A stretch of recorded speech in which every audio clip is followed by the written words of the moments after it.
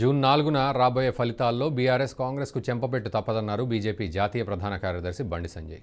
కేసీఆర్ లాంటి వ్యక్తుల కుటిల పన్నాగాలకు హిందువులంతా ఐక్యత చూపించారన్నారు. ముస్లింలంతా ఏకమై బండి సంజయ్ని ఓడించాలని కేసీఆర్ పిలుపునిస్తే హిందువులంతా ఏకమై బండి సంజయ్ని గెలిపించబోతున్నారన్నారు. హిందువులు ఏకమైతే ఎలాంటి ఫలితాలు వస్తాయో జూన్ 4న కరీంనగర్ పార్లమెంట్ నియోజకవర్గ పరిధిలో చూపించబోతున్నామని తెలిపారు. ఆ షాక్ని చూసి కేసీఆర్ తట్టుకునేందుకు పక్కన సిద్ధంగా డాక్టర్లను పెట్టుకోవాలన్నారు. కేసీఆర్ 100 ఏళ్లు బతకాలని కోరుకునే వ్యక్తులను తామని, ఇకనైనా ఓ వర్గానికి కొమ్ముగాస్తూ హిందువులను రాచి రంపాన పెట్టొద్దని హితవు పలికారు. తన గెలుపు కోసం అన్ని వర్గాల ప్రజలు పనిచేశారని, వారందరికీ కృతజ్ఞతలు తెలిపారు బండి సంజయ్.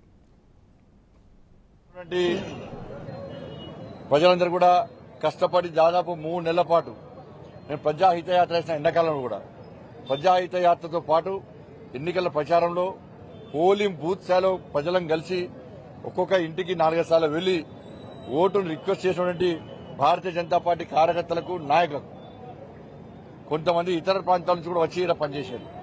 స్వచ్ఛందంగా పనిచేశారు. బయటికి రాకుండా కూడా కొంతమంది ఇండైరెక్ట్ గా పనిచేశారు. ఉద్యోగస్తులు, ఉపాధ్యాయులు మా కోసం పనిచేశారు. ఇండైరెక్ట్ గా అన్ని వర్గాల ప్రజలు ఇలా కష్టపడి పనిచేశారు. వాళ్ళందరూ కూడా హృదయపూర్వక ధన్యవాదాలు.